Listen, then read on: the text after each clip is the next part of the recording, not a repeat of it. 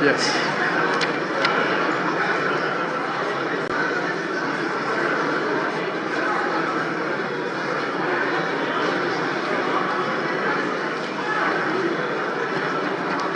This is the camera. This one the camera. Okay, good. Maybe the other one.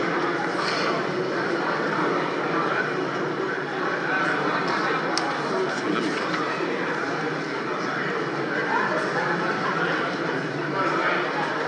Addendum 1.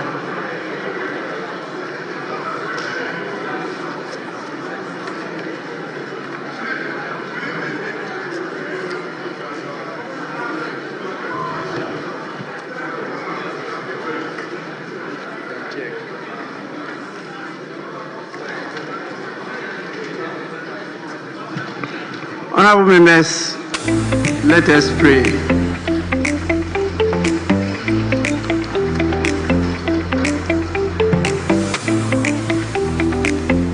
Almighty God, we humbly beseech thee to look with favor upon this Parliament of the Republic of Ghana. Grant that it may perform its high duty as in thy sight. Give divine guidance to the President of the Republic. Endow members of Parliament and ministers of state with discernment and vision, integrity and courage, that through the labors of government, this land and people may be well and truly served, and our good purposes for the common human life be realized in our midst. O God, grant us a vision of our country, fair as it might be, a country of righteousness, where none shall wrong his neighbor, a country of plenty, where evil and poverty shall be done away with, a country of brotherhood, where all success shall be founded on service, and honor shall be given to the deserving, a country of peace, where government shall rest on the will of the people and the love for the common good. Bless the efforts of those who struggle to make this vision a living reality.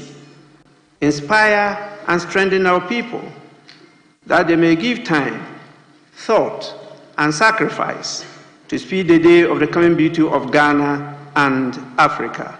Amen.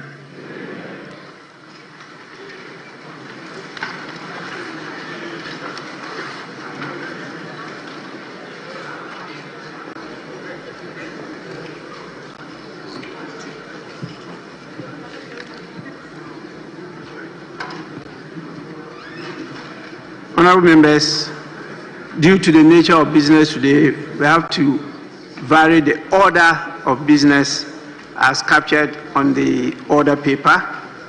And so I want to call on you to let us start with order paper addendum. Order paper addendum. So we move straight to at the commencement of public business. Sorry? Mr. Speaker. Yes, please. We don't, with respect, we don't have the order paper addendum. So I would like to draw your attention to that. We haven't seen it.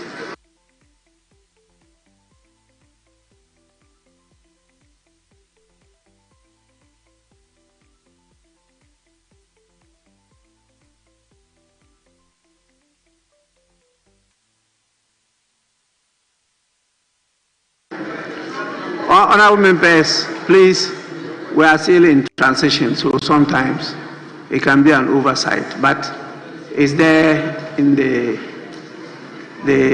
soft copies are there with you. It's just that we are used to hard copies, so sometimes we don't look at the system. So it's available, order paper addendum. We have one, but it's not numbered one. It's just order paper addendum. Then there's order paper addendum 2.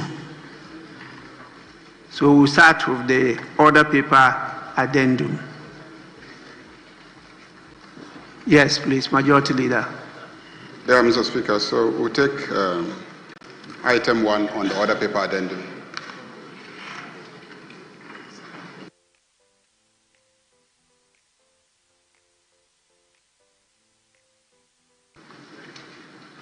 So in the order of our business, it is preferable for us to start with item 3 before we come to presentation and first reading of bills and presentation of instruments. Yes, Deputy Minority Leader. Thank you, Mr. Speaker. Mr. Speaker, I think I whispered something in your ear that we would like our Chief Whip to make a statement before we take that agenda. Thank you. Yes, you are right. You whispered to me that you have a short statement you want to make to draw our attention to something. So please, may I listen to the Minority Chief Whip? Speaker, I'm grateful for your kind indulgence. Speaker, I say there's a lot of pain,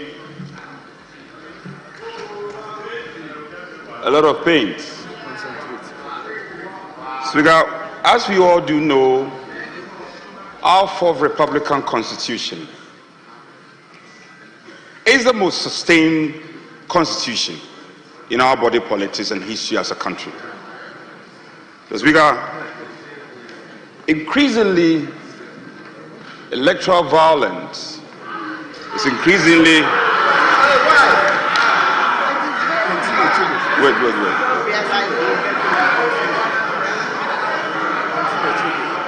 Wait, I want them to be quiet before.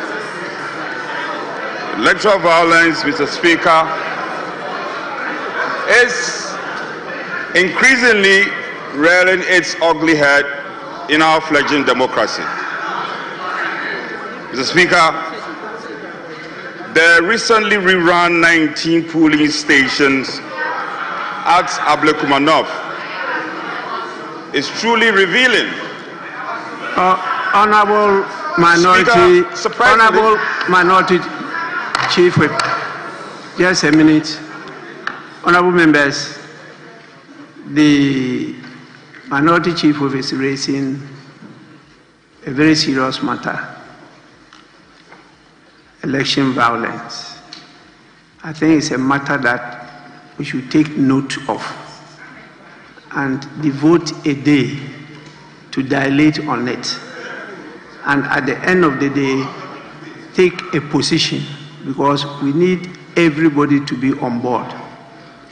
It takes away a lot of the shine of our democracy in this country. And so what he's talking about is a serious matter. It's not something for us to just gloss over. But I want to plead with him, because I didn't know the statement was on this subject matter. Because I myself have noted it, and my intention is for us to devote a day and enough time to take this matter through.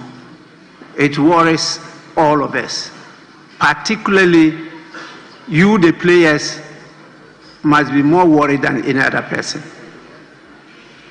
because the violence will be meted up to no other persons apart from you, the players.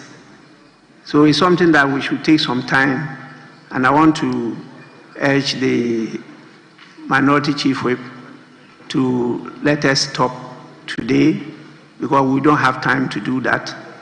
And our nation, in spite of what we're talking about today, are focused on hearing what the minister is going to tell us about the media review. Then we'll get enough time to handle your matter. Thank you so much.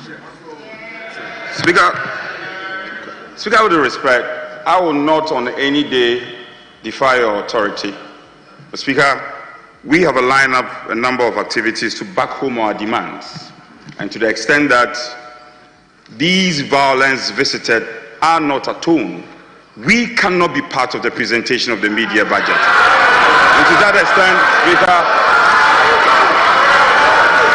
to that extent, we are exiting the parliament and cannot be part of this process.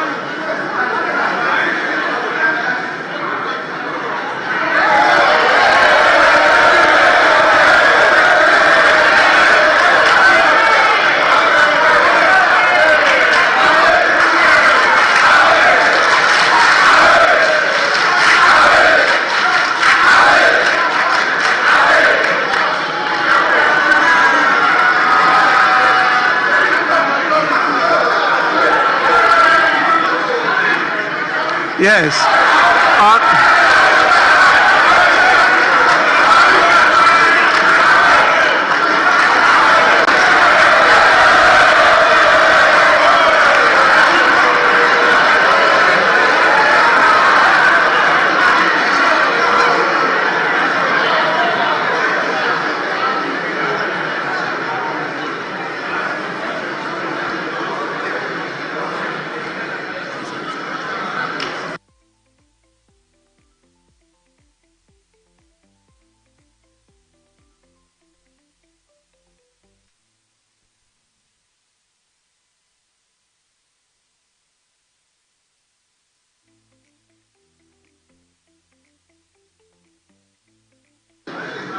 Yes, Majority Leader. Thank you very much, Mr. Speaker. This side of the House definitely agrees that electoral violence is not something that any of us should countenance. We do agree that as a country, we should be committed to ostracizing any form of electoral violence. We agree with them. Indeed, Mr. Speaker, yesterday I attended the National Executive Committee of the National Democratic on behalf of this side of the House. And the issue of electoral violence was discussed. And I attended a meeting of the National Executive Committee of the National Democratic Congress, and there was a clear commitment by the National Executive Committee to take steps to deal decisively with the issue. Honorable Majority Leader, once I did not permit the statement to be made, I don't think it's proper for you to make comments on it. So what you've done is sufficient. Let's move on to business and do what is proper for today. Yeah. As I said, we have another day to discuss this matter. Yeah, Mr. Speaker, I agree with you. Just one last No, sentence. but it will not be fair that after I've stopped him, Yes. I allow you to make comments on it. Unfortunately, Mr. Speaker, we couldn't stop them from walking out. No. We couldn't stop them from walking out. Well, and the whole nation has seen them walk out. Whether it's fortunate or unfortunate, that's a different thing altogether. Let's go on with today's business. That is so, Mr. Speaker. Please. Except that I will land. There is no except. There is no except. Okay, Mr. Speaker. So we will take item number 3 on the addendum order paper.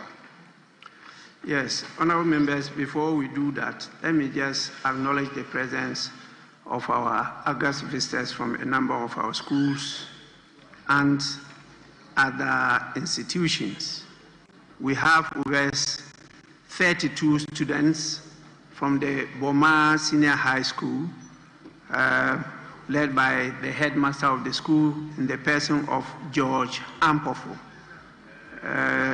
The school is located in the Tano North constituency. Yes, they are up there to my right side at the public gallery. Please, you are welcome. And what just happened is what we call a walkout.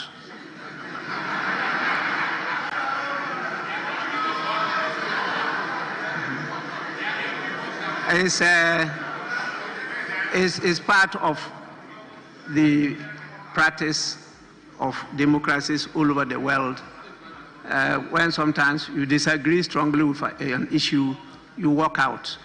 After they finish with that item, you walk in and continue. When you boycott, you just don't attend at all. Then that one would be a boycott. But this one, they were present and they did a walkout. It doesn't prevent business from going on. Once you have the quorum to transact business, you have to go on. If you have the numbers to take a decision, you proceed with that. Okay. So please, you are warmly welcome. And even though you have been welcome with your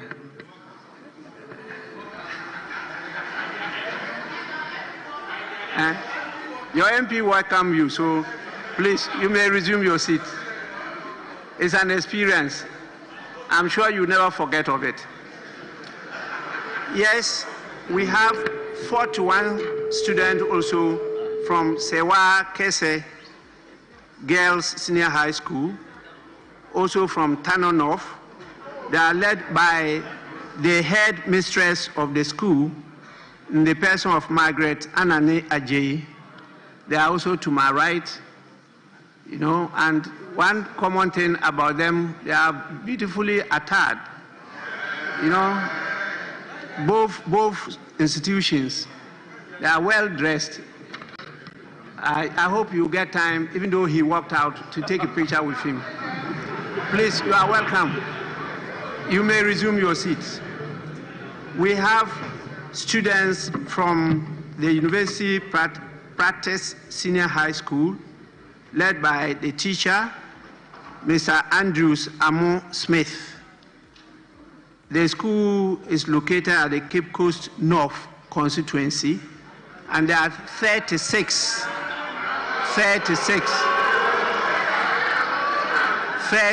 of them are here.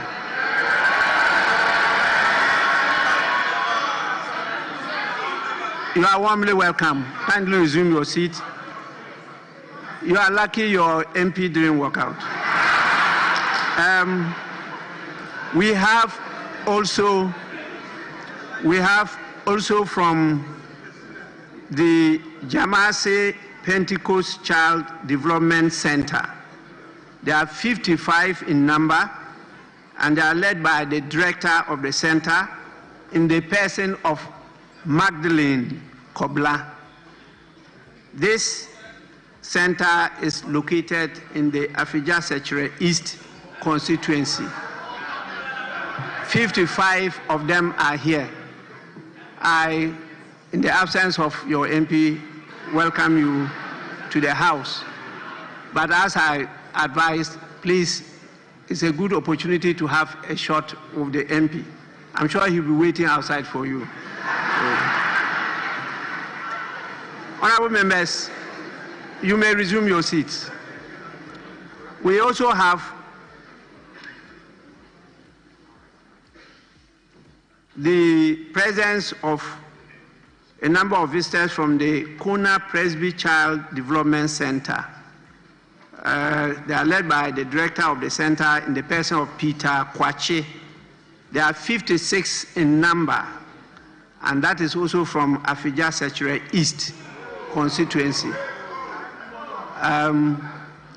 It's a good day for you because you will never forget about this day.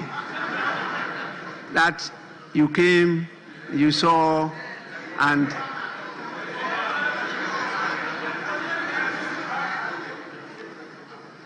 the House has warmly welcomed you, and particularly they are dressed in a branded uniform with some designs, very unique designs. Please, you are most welcome. Resume your seats. And the last is 12 gentlemen and ladies from the MDAs and CSOs on basic parliamentary training. Are you hearing the name? MDAs and CSOs on basic parliamentary training. They are led by the team leader, Mohammed Mutari Al-Hassan. Please don't train them on this, what happened today.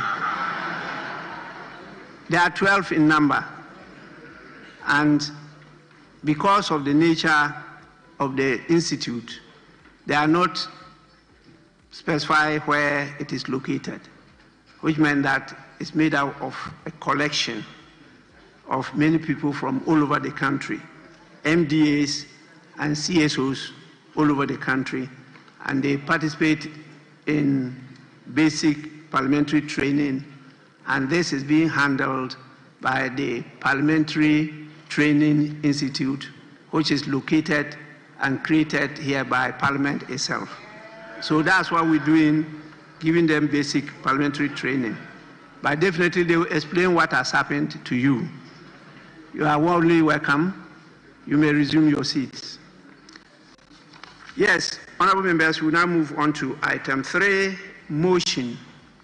Minister for Finance.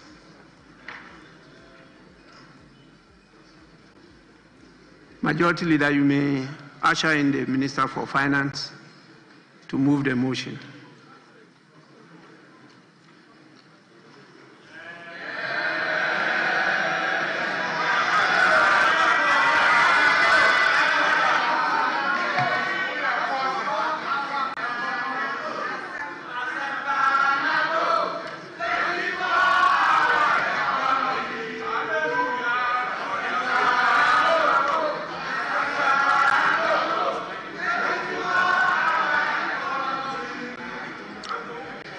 Yes, Minister, motion number 3,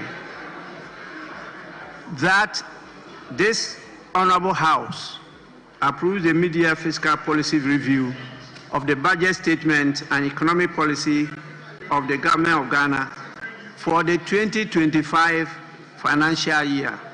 Minister for Finance. Honorable members, please, I'm watching all of you. Yes, Minister. Right Honorable Speaker, before I proceed with the media review, I would like to pay a tribute to the former President, Professor John Evans Atta Mills, whose unfortunate demise occurred on this very day, 24th of July, 13 years ago. Mr. Speaker, may his gentle soul rest in perfect peace. Mr. Speaker, I beg to move that this House approves the mid-year fiscal policy review of the budget statement and economic policy of the Government of Ghana for the 2025 financial year. Right Honorable Speaker, I'm back to the House today with deep sense of duty and optimism to present the media fiscal policy review of the 2025 budget statement and economic policy of government on behalf of His Excellency President John Dramani Mahama. Mr. Speaker, this presentation is in line with Section 28 of the Public Financial Management Act 2016, Act 921. Mr. Speaker, I respectfully request the entire media policy, fiscal policy review to be captured in the Hansard while I present the highlight. Mr. Speaker, this review is more than a fiscal update. It is an account of what we inherited and the positive results of our stewardship in the last 198 days. Mr. Speaker, following his re-election with an overwhelming mandate, President John Mahama inherited an economy in deep distress, far worse than what we had imagined. The economy was marked by large imbalance with huge MDA arrests, massive debt, weakened institutions, and heightened public anxiety. Since 2023, the debt in the cocoa and energy sector had in particular posed significant fiscal risk to the Ghanaian economy. The Ghanaian private sector and the business community looked on in despair. Public trust was completely eroded.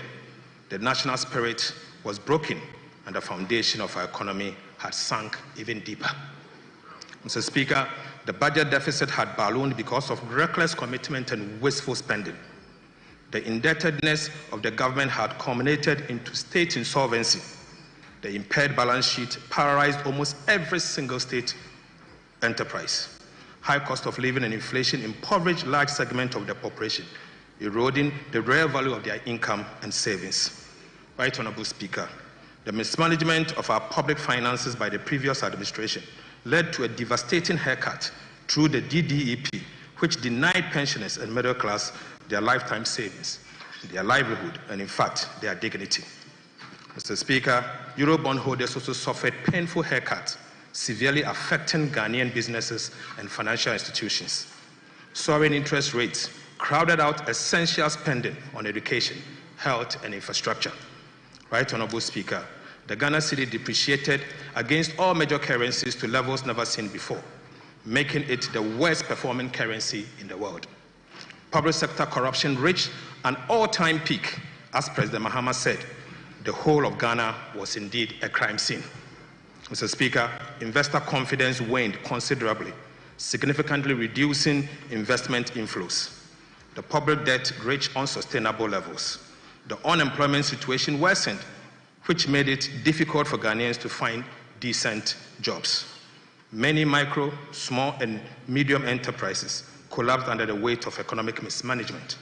Right Honorable Speaker, to compound all this, the country suffered credit rating downgrades by all three major credit rating agencies, placing Ghana firmly in default or junk territory, never seen in the history of Ghana.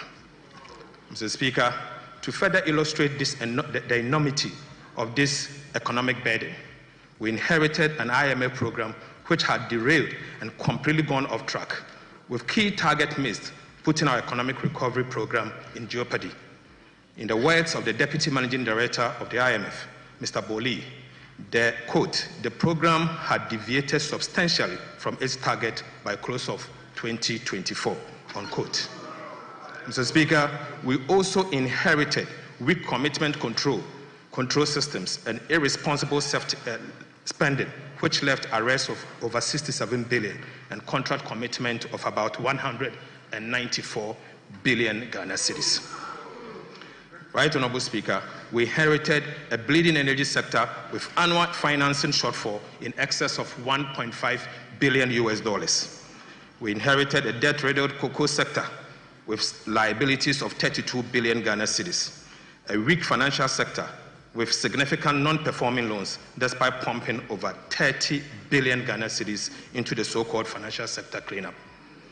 Right Honorable Speaker, steep debt repayment harms were also inherited.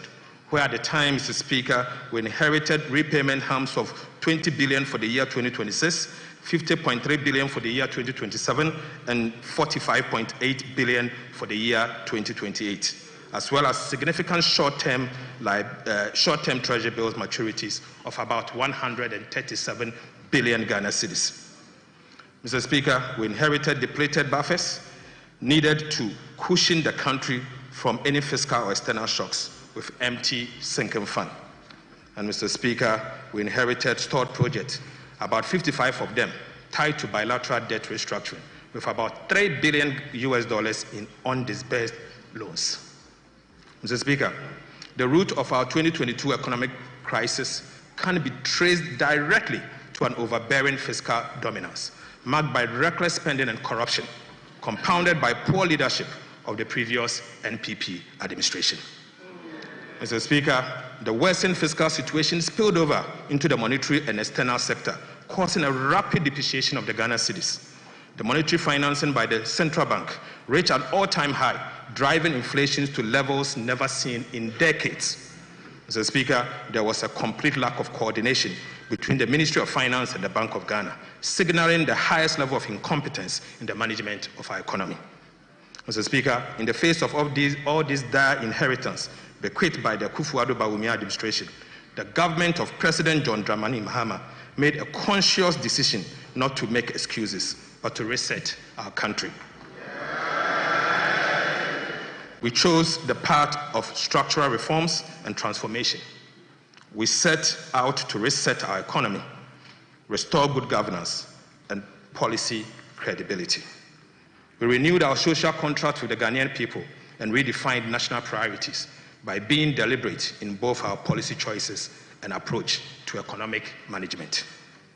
At the very onset, we organized the National Economic Dialogue and the National Education Forum. Mr. Speaker, we held direct engagement with key groups and stakeholders, including market women, trade unions, youth organizations, and traditional leaders. Mr. Speaker, you may recall that clear policy measures were outlined in the 2025 budget presented to this House in March this year. In our new economic model, Mr. Speaker, we tightened fiscal discipline without compromising social spending. Right Honorable Speaker, the recent IMF Executive Board affirmed this new economic management model, noting that faced with large policy slippage and reform delays at end 2024, the new NDC administration had taken bold corrective actions to maintain the program on track. Right Honorable Speaker, the IMF further noted that these corrective actions, combined with continuous structural reforms and an improved external sector, are expected to result in economic stability, resilience, and inclusive growth. Mr. Speaker, we streamlined and increased investment in education, health, agriculture, and infrastructure, as well as employment.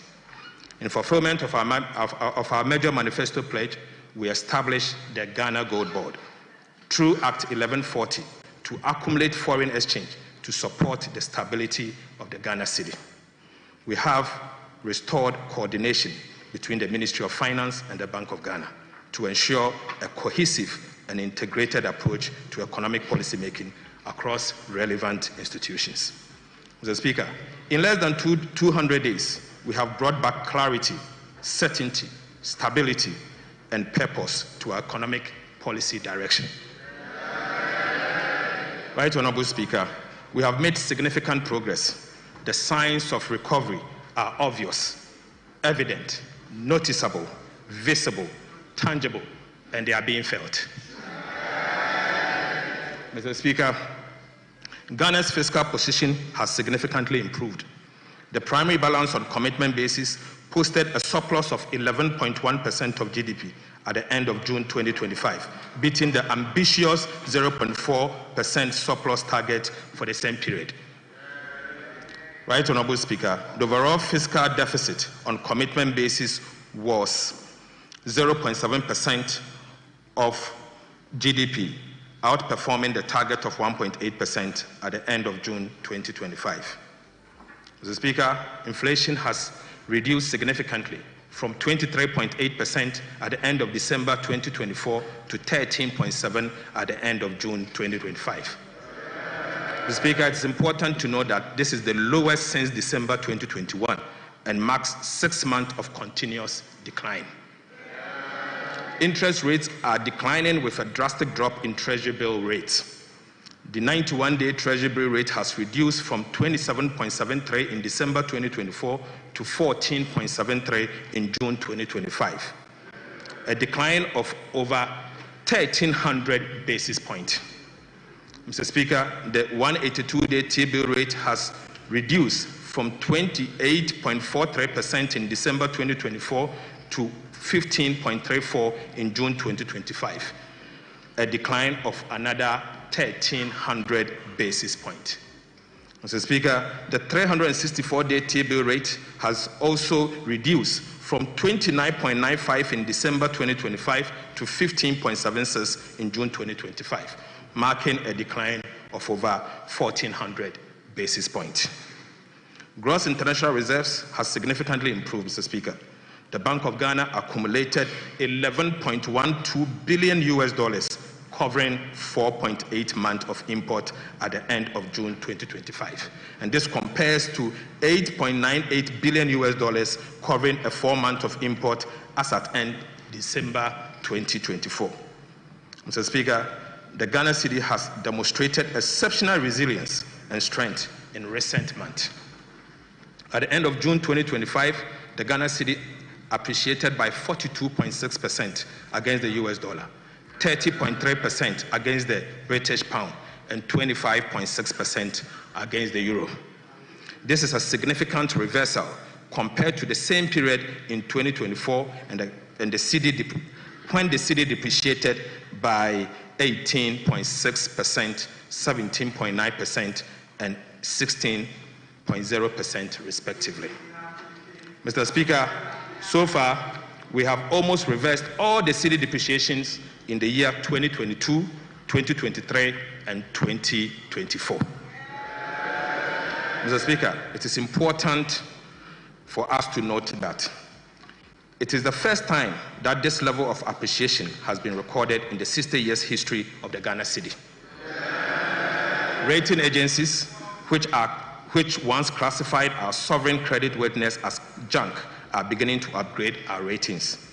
Fitch Ratings upgraded Ghana's long-term foreign currency issuer default rating to B- with a stable outlook from restricted default on the 17th of June 2025. The IMF program is back on track with the successful conclusion of the 4th review by the IMF Executive Board on the 7th of July 2025, which immediately triggered the disbursement of $367 million United States dollars. Right Honorable Speaker, beyond the numbers, this is a story of sound leadership, better economic management, and a restoration of hope to a nation once in despair. Let me, on behalf of the President John Mahama, sincerely thank the people of Ghana for their trust, patience, and continued support. We do not take your sacrifice for granted.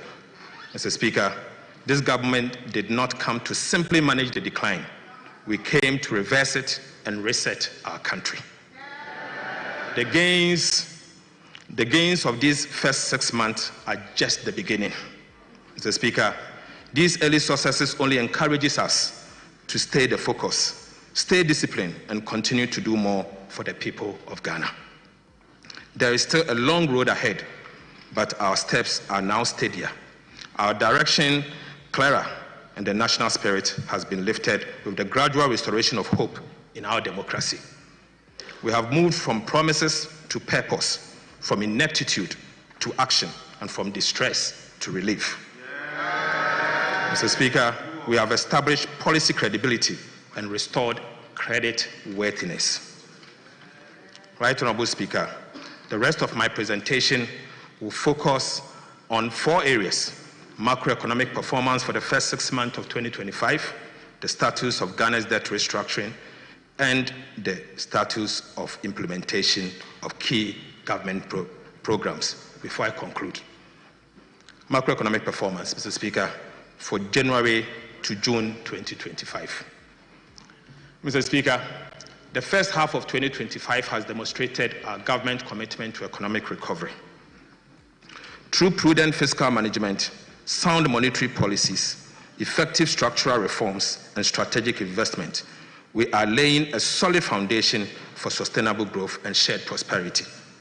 To put the assessment of the economy in the first half of 2025 in a proper perspective, it will be useful to restate the ambitious yet attainable macroeconomic target we set for ourselves for the year 2025.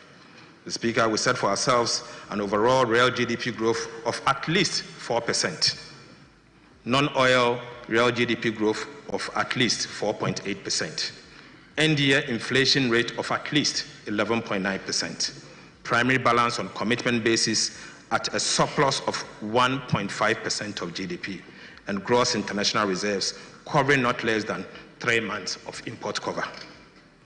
Right Honorable Speaker, I now take you to the real sector. Mr. Speaker, despite global economic uncertainties, Ghana's economy demonstrated robust growth. In the first half of 2025, the economy expanded by 5.3%, up from 4.9% in the same period of 2024, marking the highest first quarter growth since 2020. The agriculture sector led this growth with a remarkable 6.6% increase, about 3 times the growth in the first quarter of 2024. The agriculture sector growth contributed 26.4% of the overall first quarter growth. The fishing subsector grew the most at 16.4%. Mr. Speaker, the service sector constituting the largest share of the economy of 46.8% grew by 5.9% and contributed 47.9% to the overall first quarter growth, with information and communication technology leading the growth in the sector at 13.1%.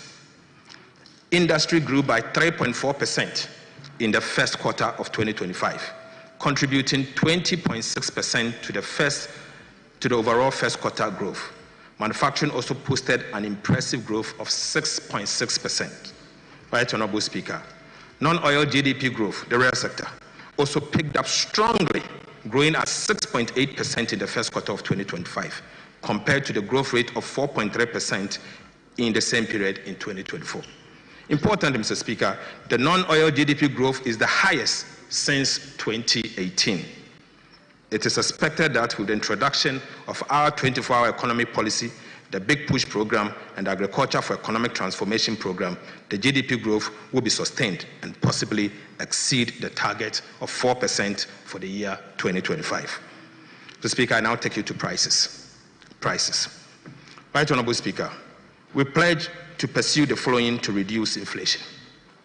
We pledge to implement aggressive fiscal consolidation drive aimed at reducing the fiscal deficit and borrowing. Mr. Speaker, we pledge to stabilize the exchange rate to reduce inflation on items that rely on the exchange rate for pricing, such as fuel, transportation, imported sugar, rice, and cooking oil. We pledge to implement policies that target items with large weight in the CPI basket, such as transportation and utilities, to reduce their prices.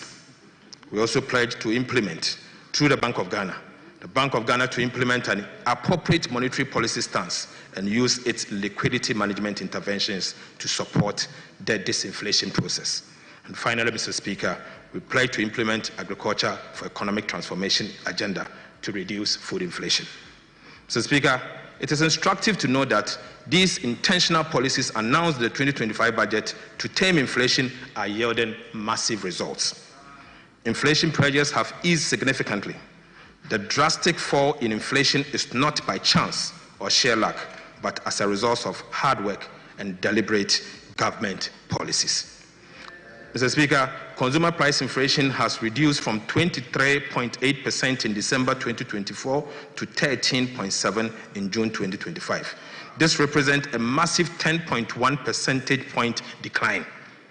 Similarly, producer price inflation saw a sharp decline from 26.1% in December 2024 to 5.9% in June 2025, representing a steep decline of 20.2 percentage points in just 6 months.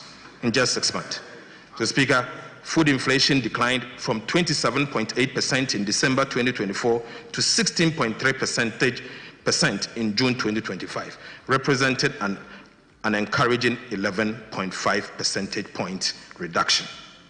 Non-food inflation also declined from 20.3% in December 2024 to 11.4% in June 2025, representing 8.9 percentage point reduction. Inflation for locally produced goods and services declined from 26.4% in December 2024 to 14% in June 2025. Right, Honorable Speaker, inflation for imported items decreased from 18% in December 2024 to 12.5% in June 2025. These improvements are reflective of the effective fiscal consolidation, tight monetary policy, strong central bank reserves, and the appreciation of the Ghana cedis. Mr. Speaker, with this trend, we are focused and determined to achieve our end December 2025 inflation target of 11.9% ahead of schedule. Mr. Speaker, let me assure this House and the people of Ghana that things can only get better in the coming days. Mr. Speaker, I now take you to interest rate movement. Interest rates have declined, reflecting improved macro conditions. Mr. Speaker, the 91-day Treasury bill rate has reduced by 13 percentage points from 27.7% in December 2024 to 14.7% in June 2025. Similar trends were observed in the 182 days and the 364 days bills. The 182-day Treasury bill rate decreased by 13.1 percentage points from 28.43 in December 2024 to 15.34 in June 2025. The 364 Treasury bill rate also declined by 14.19 percentage points from 29.95 in December 2025 to 15.76 in June 2025. The average lending rate decreased from 30.3% in December 2024 to 27% in June 2025. Right, Honorable Speaker, the Ghana reference rate fell from 29.31% in December 2024 to 24.0% in June 2025. Mr. Speaker, things can only get better. Right, Honorable Speaker, we have indeed saved 4.9 billion Ghana cedis on domestic interest payment as at end June 2025 due to our prudent debt management policy. Mr. Speaker, I now take you to fiscal performance. Mr. Speaker, our fiscal discipline has yielded the needed and remarkable results so far. We have delivered below target deficit on both cash and commitment basis. We have delivered a greater than anticipated primary surplus, the core fiscal anchor. We have delivered a strong expenditure and commitment control. We have delivered robust tax revenue performance. Mr. Speaker, provisional data shows that the primary balance on commitment basis, the fiscal anchor, as at end June 2025, recorded a surplus of 1.1% of GDP, surpassing the target surplus of 0.4% of GDP set for the same period. The overall fiscal deficit on commitment basis was a deficit of 0.7% of GDP, better than the deficit target of